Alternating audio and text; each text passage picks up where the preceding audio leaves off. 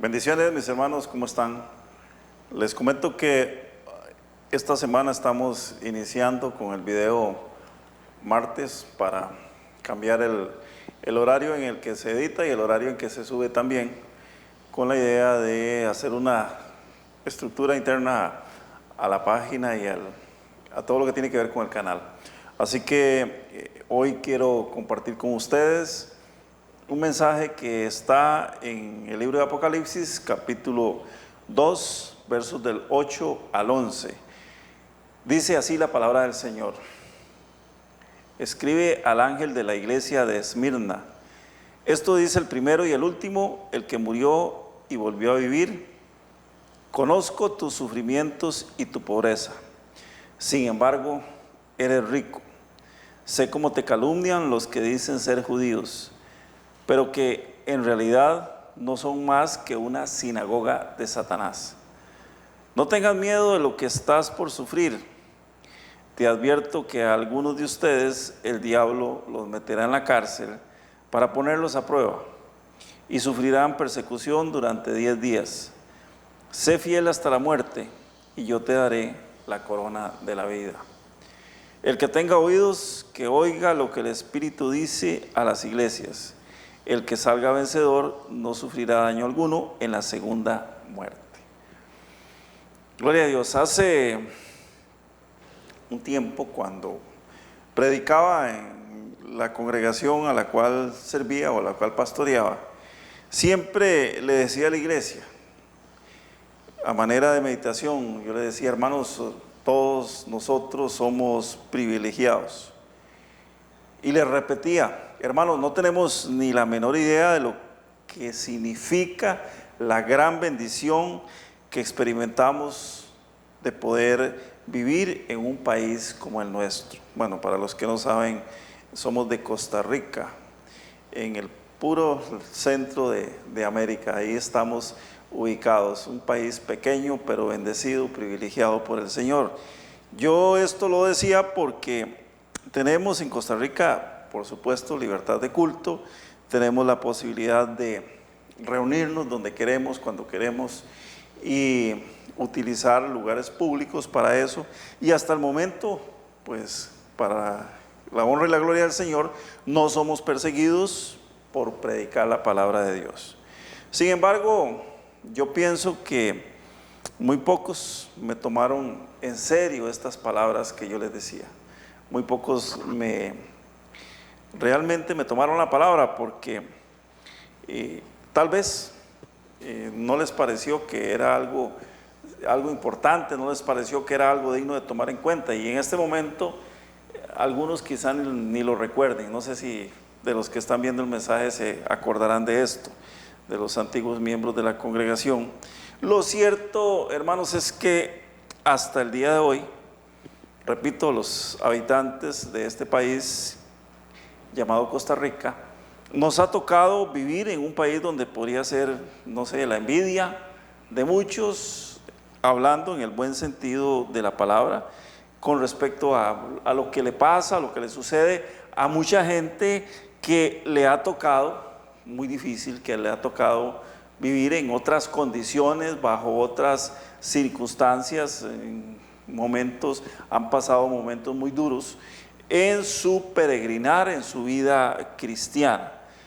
Gente que ha nacido en países donde es prohibido predicar a Cristo, donde es prohibido leer la palabra de Dios, donde para congregarse tienen que esconderse, tienen que meterse a los sótanos de las casas, de los edificios, y darle culto a Dios de una manera clandestina. Incluso, hermanos, si nos ponemos a compararnos con la iglesia del primer siglo, que es justo el mensaje que acabamos de leer, la iglesia de Esmirna, una de las iglesias del primer siglo, aquí con respecto a lo que son los habitantes de nuestro país, nunca nosotros hemos tenido que soportar, ni hemos tenido que someternos, ni hemos sido sometidos a persecución por nuestras creencias. Y esto es algo maravilloso. Dice la palabra de Dios en el tema que acabamos de leer, en la cita que acabamos de leer, dice: escribe al ángel de la iglesia de Esmirna. El segundo mensaje que Dios envía a las iglesias es el mensaje de la iglesia de Esmirna. Hemos comenzado una serie sobre las iglesias de Apocalipsis. Hoy estamos con la segunda iglesia, que justo es la iglesia de Esmirna. Hace 8 días estuvimos hablando de la iglesia de Éfeso. Y por ahí tenemos, si no lo ha visto, si no ha tenido la oportunidad de verlo, le invito a que en este mismo canal busque el mensaje anterior que se titula Primer Amor. Dijimos en ese mensaje que el ángel de la iglesia, o la estrella, como también se le llama dentro del mismo texto, representa al pastor de la congregación. Entonces el ángel de la iglesia o la estrella de la iglesia es el pastor de la congregación.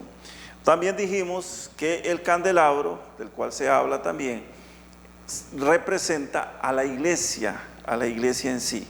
Entonces, en este segundo mensaje, que está dirigido a la iglesia de Esmirna, aquí vamos a encontrar que el punto más alto del mensaje, la parte fuerte que vamos a poder identificar, está basado en que, a pesar de que era considerada una congregación o una iglesia o incluso una ciudad pobre y despreciada, Dios le da a Esmirna un valor muy importante, porque de pronto comienza esa guerra, esa lucha contra los creyentes, y fueron menospreciados, fueron despreciados por todo el resto de la población. Sin embargo, Dios la valora, Dios le da un valor muy importante.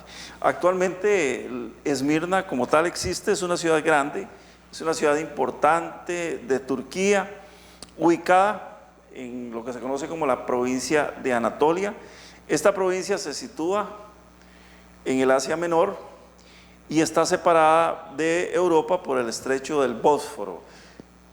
Es interesante porque recordemos que Turquía tiene territorios tanto en el continente asiático como en el continente europeo. Eso es un país que está ubicado en 2 continentes, los separa el estrecho del Bósforo, y ahí a uno y otro lado se sitúan 2 continentes. Es una situación geográfica muy particular y bastante interesante.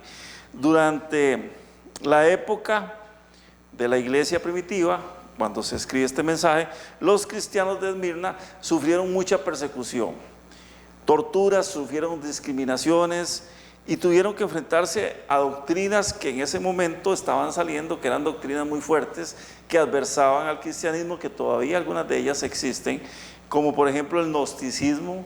El gnosticismo entró como una corriente muy fuerte, y luego sobrevivió, subsistió el judaísmo, que hasta nuestros días pues hay mucha gente que también que son judaizantes y que incluso tratan de convencer a los cristianos con respecto a que es un error seguir el cristianismo. Bueno, nosotros sabemos que no, dichosamente hemos entendido cuál es el motivo por el cual somos cristianos. Y somos cristianos justamente porque somos seguidores de Cristo, porque la luz de Cristo un día nos alumbró, un día llegó a nuestra vida y pudimos levantar nuestras manos y recibir a Cristo como nuestro Señor y suficiente Salvador.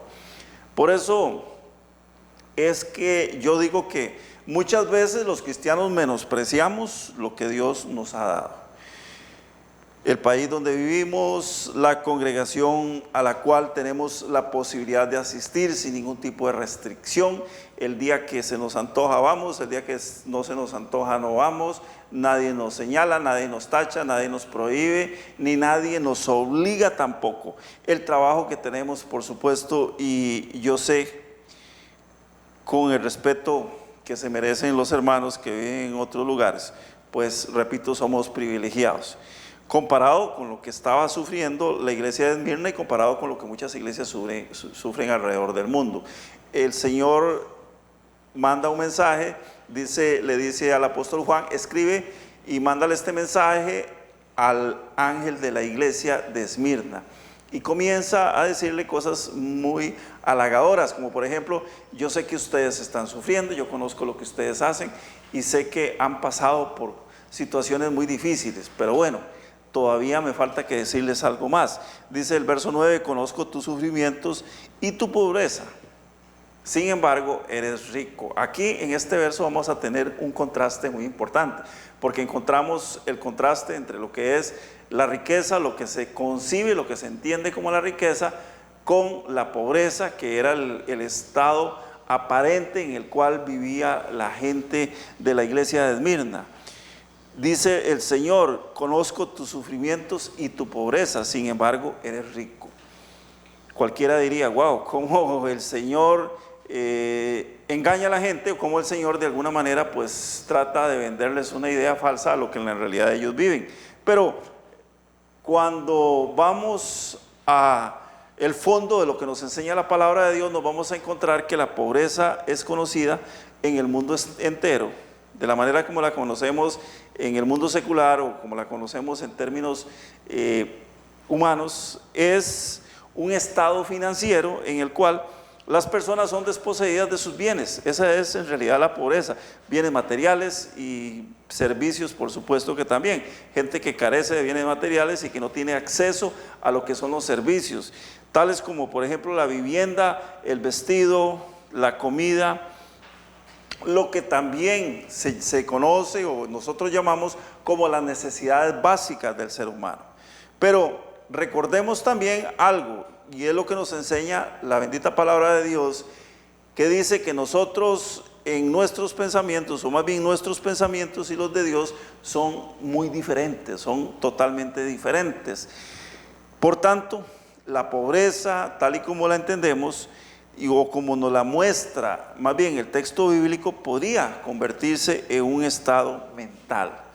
Sentirse rico o sentirse pobre se convierte en un término, podríamos decir, relativo, y podríamos caer a la hora de analizar eso en un estado mental, un valor relativo que aplicamos a ciertas circunstancias, porque en realidad a Dios le interesa más nuestro estado espiritual que por encima de cualquier cosa. O sea, ¿qué le interesa a Dios de nosotros? Nuestra espiritualidad, nuestro estado espiritual, nuestra relación con Él, nuestra relación con los semejantes. Jesús fue muy claro cuando le preguntan que cuál es el famoso mandamiento más importante, y Él se refiere a algo que es muy pocas veces analizado. Dice, amarás al Señor tu Dios con todo tu corazón, con toda tu alma. ¿Qué es lo más importante? Que nosotros los seres humanos busquemos a Dios. Lo segundo, que nos relacionemos con nuestro prójimo, porque el segundo mandamiento, que dice que es un derivado del primero, que no es menos importante, es que tenemos que amar a nuestros semejantes. Por eso es que estas dos definiciones que el Señor nos hace nos lleva justo a lo que es el estado espiritual. Ser rico desde este punto de vista, o desde el punto de vista bíblico, no necesariamente va a significar abundancia de dinero. ¿Por qué? Porque vamos a la vida real y nos encontramos que hay personas que tienen mucho dinero y son tan pobres que no tienen ni siquiera a su lado alguien que les dé un abrazo, alguien que les dé un beso, que les dé un abrazo, alguien que les diga te amo, alguien que les diga te quiero. Eso es un estado total de pobreza. Y a las personas que tienen mucho dinero, por supuesto que podemos ver que les sobran las palmadas en la espalda, les sobran los halagos, les sobran la gente que anda detrás de ellos tratando de congraciarse. La famosa palmadita en la espalda, que no es otra cosa más que un tratar de quedar bien con esas personas. Muchos tienen detrás de sí un séquito de hombres y mujeres a su lado, lo que en el mundo natural se le llama como sobalevas, gente que anda viendo a ver cómo se congracia con ellos para, pues en algún momento tal vez obtener algún tipo de beneficio. Pero en el fondo, esta gente esa adinerada no tiene nadie que les ame, y sí que son pobres en verdad, porque la verdadera pobreza es aquella con la cual tenemos ausencia de lo más importante, que es el amor. Recordemos que Dios nos amó de tal manera que entregó a su Hijo unigénito para que todo aquel que en Él crea no se pierda, mas tenga vida eterna. Y el que no tiene la vida eterna no tiene al Hijo de Dios, que es Cristo Jesús, y el que no tiene al Hijo de Dios tampoco tiene la vida, o sea, es una persona que está muerta espiritualmente. El Señor nos dice de esta forma que debemos enfocarnos en buscar primeramente su reino. buscar primeramente su reino y su justicia, y todo lo demás será añadido, como nos dice el Señor Jesús en Mateo 6, 31 al 34.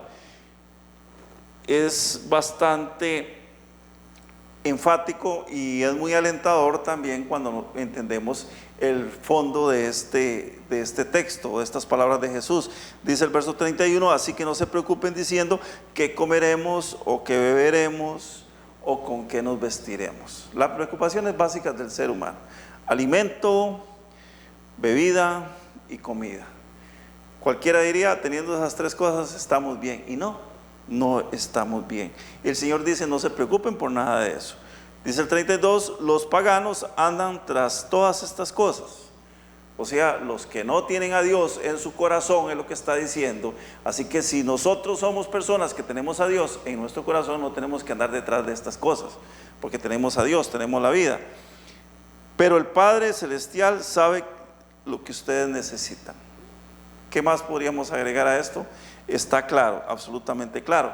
Luego dice en el verso 33, más bien, busquen primeramente el reino de Dios y su justicia, y todas estas cosas van a ser añadidas. O sea, ¿cuáles son todas estas cosas? La comida, el alimento, la bebida, lo que nosotros consideramos esencial para vivir.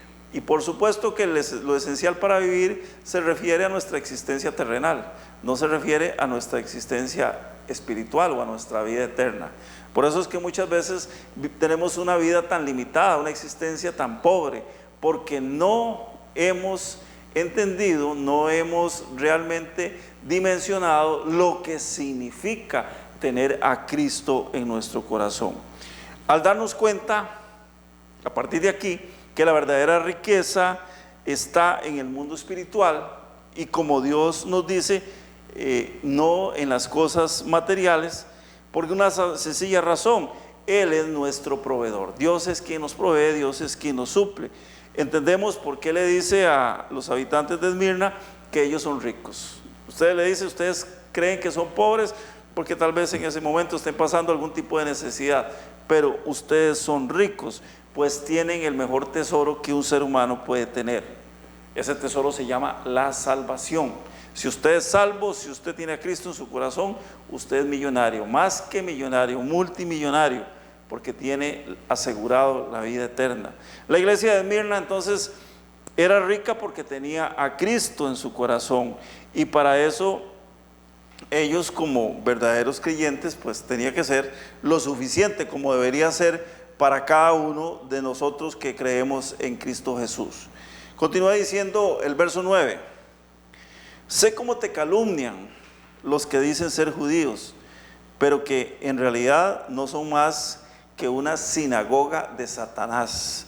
Vea qué término más fuerte utiliza el Señor para referirse a la gente que estaba siendo calumniada por los judíos en ese entonces, a los cuales podríamos decir que eran la gente de la religión oficial.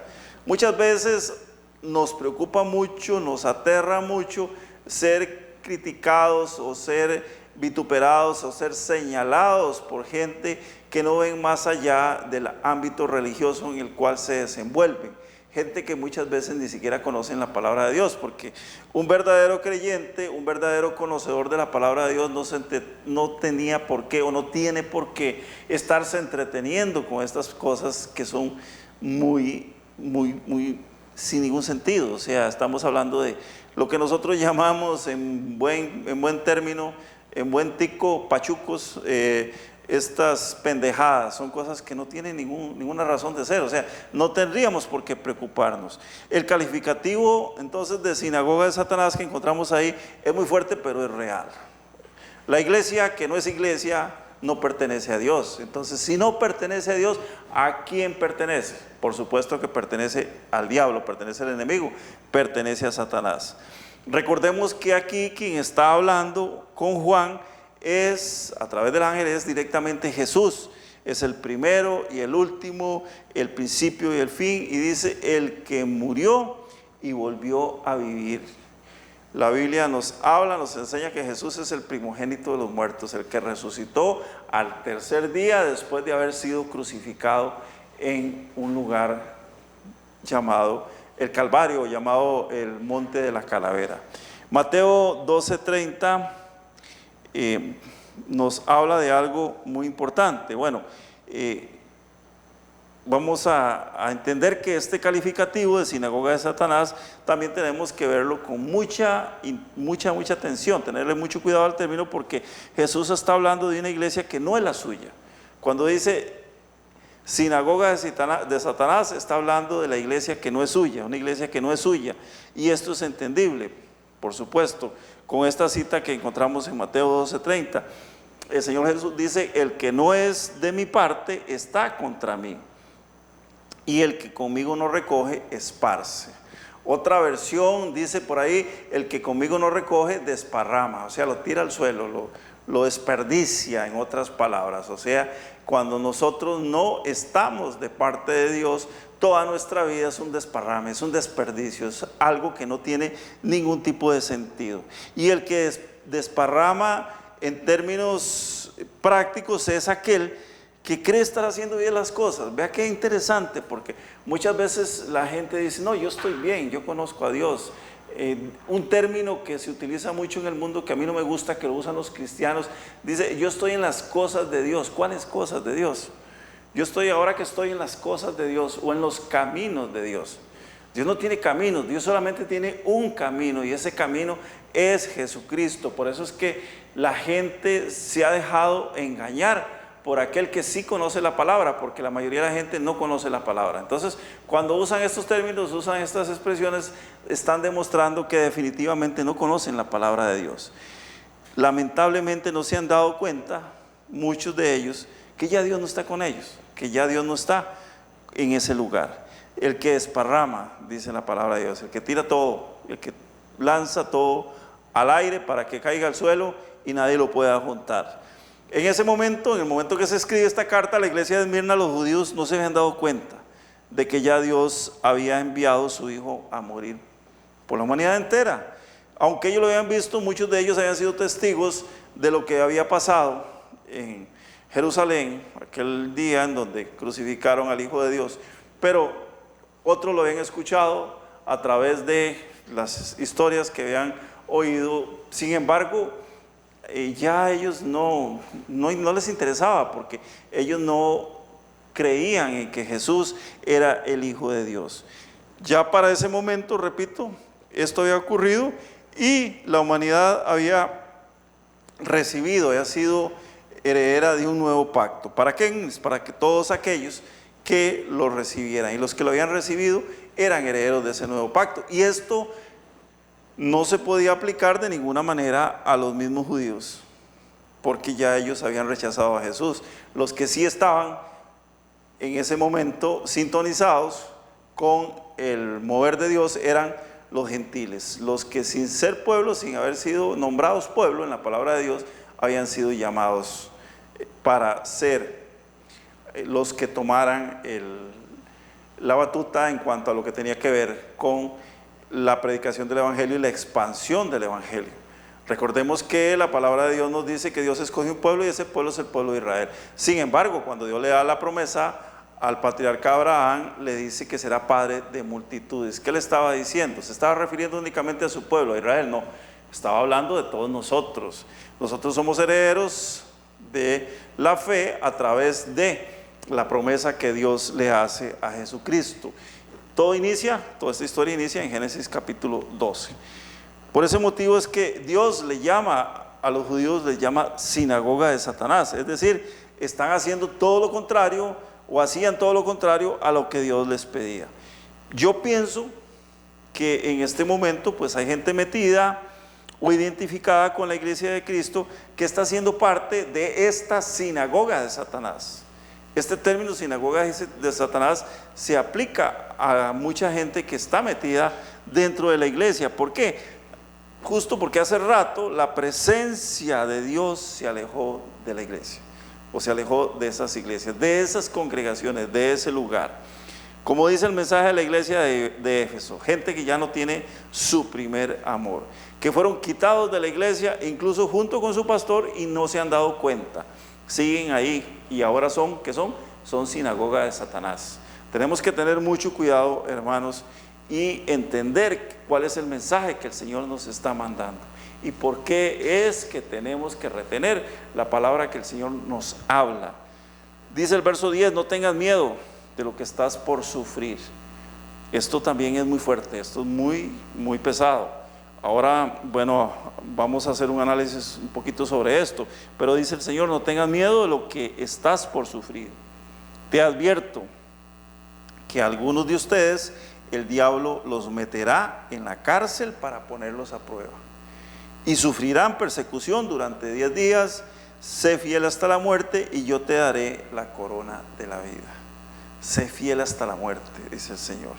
Hace solo unos minutos hablaba del enorme privilegio que tenemos los habitantes de Costa Rica, aquí en donde vivimos, en ser partícipes de un país donde no somos molestados, no somos inquietados si queremos hacer uso de nuestra libertad de culto, nuestra libertad de reunión, si queremos congregarnos o si no queremos congregarnos, si queremos asistir a una iglesia o una denominación, si usted quiere ser bautista, sea bautista, si usted quiere ser de Iglesia de Dios, sea de Iglesia de Dios, si usted quiere ser de las asambleas de Dios, sea de las asambleas de Dios, y nadie se mete con usted. Eso, hermanos, pues es algo maravilloso, es un privilegio, pero el Señor advierte, y esto se aplica para toda la iglesia en general. Hoy hace 8 hablábamos acerca de que los mensajes a las iglesias se aplican para toda la iglesia de Cristo alrededor del mundo. Dice que vendrán tiempos muy difíciles. No tengas miedo de lo que estás por sufrir, dice el Señor. La historia nos cuenta con respecto a esta iglesia, conocida como la iglesia de Esmirna, que esta iglesia fue arrancada por completo y en la actualidad apenas se pueden contar aproximadamente unos 1,200 cristianos. Dice las estadísticas, son 1,200 cristianos que profesan la fe católica. Eso es todo lo que queda en una ciudad que tiene una población total entre aproximadamente 3,5 millones de habitantes. En 3,5 millones de habitantes, en una ciudad, 1,200 personas que profesen la fe cristiana, prácticamente son nada, son prácticamente nada. Con lo que ya nos podemos imaginar la forma de persecución a la que fue sometida en ese tiempo, después de lo que sucedió. Cuando el Señor escribe estas cartas, el Señor estaba advirtiendo sobre la persecución que iba a sufrir. Esto pues es algo que a nosotros nos debe llamar poderosamente la atención, porque en algún momento esta persecución va a venir sobre la iglesia en general. Luego dice el Señor que el diablo se va a encargar de perseguir a los creyentes y meterlos en la cárcel. Y esto lo estamos viendo, o lo veremos, que muy pronto podría suceder si se continúan promulgando las leyes que se están promulgando, que poco a poco van a prohibir hablar acerca de la palabra de Dios. Y esto ha venido sucediendo paulatinamente.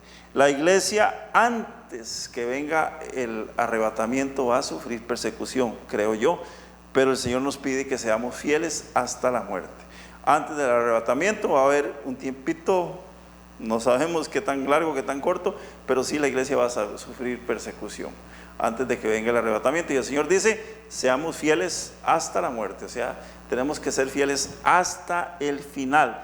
Debemos aclarar, y esto también vamos a abrir un paréntesis aquí muy importante por el tema del sufrimiento, porque la palabra de Dios no está haciendo referencia a sufrimiento de obras para alcanzar el favor de Dios, de ninguna manera, no está diciendo eso en ninguna parte. Sufrimiento, aquí se habla del sufrimiento como un valor agregado a la condición de perseverancia en la doctrina de Cristo. Esto es sumamente importante. Nótese que nunca, en ninguna parte el texto bíblico dice o trata el tema del sufrimiento como un requisito para ser salvo, como un requisito para poder llegar a la presencia de Dios. En ninguna parte el texto lo dice, léalo bien y tenga mucho cuidado con eso. Los miembros de la iglesia de Esmirna, ¿acaso tenemos un poco de ella nosotros, la iglesia actual? Y probablemente vamos a tener mucho en los próximos tiempos que van a venir. Son contados, por supuesto, como salvos en el momento que se escribe, pero ¿Qué pasa? Que a raíz de eso va a venir un periodo de persecución. El Señor, ¿qué pide? Únicamente pide fidelidad hasta la muerte, porque dice que al final seremos coronados. Y esto se refiere al momento en que entremos por las puertas de la ciudad celestial, donde viviremos por una eternidad. Qué hermoso es el Señor, porque el Señor, a pesar de que Él nos advierte qué cosas van a pasar, qué cosas van a venir y cómo no debemos apartarnos de su presencia. Recordemos que el mensaje a las iglesias que encontramos en los capítulos 2 y capítulos 3 del libro de Apocalipsis son muy claros, son muy concisos y muy precisos. Están hablando justamente de la iglesia en general, de la iglesia de Cristo alrededor del mundo, y el Señor nos dice qué cosas podrían pasarnos o qué cosas van a suceder y cómo el enemigo va a intentar destruir la iglesia. Y repito, algo que sucedió a la iglesia de Esmirna es que fue prácticamente desaparecida del mapa, quedando unos poquitos ahí, contados entre millones de personas que en este momento practican la fe cristiana. Los otros pues practican otras religiones, entre ellas la musulmana, y esto sucedió en un momento en el cual la iglesia estaba comenzando a expandirse. El lugar donde el evangelio se comienza a predicar, que fue en el Asia Menor, en Turquía, lamentablemente es el lugar donde menos hay presencia de cristianos.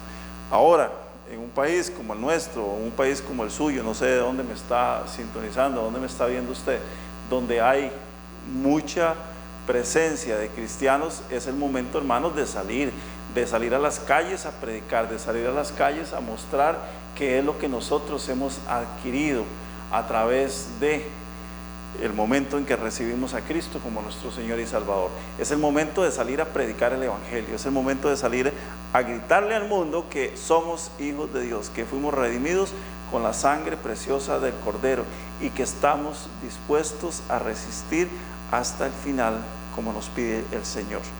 Hermano, en este día hermoso que el Señor ha hecho para que podamos compartir esta palabra, yo quiero pedirle a usted que no desmaye, que no afloje, porque los tiempos que vienen van a ser tiempos difíciles, van a ser tiempos duros, recordando siempre esto: Cristo está pronto a venir, Cristo viene pronto.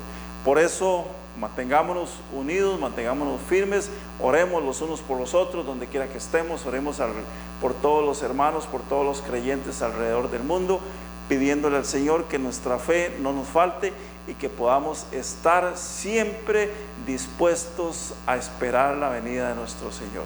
Que la paz de Cristo esté con usted y le encuentre irreprensible en el momento que suene la trompeta. Iglesia, Cristo viene pronto. Muchas bendiciones. Nos vemos la próxima semana.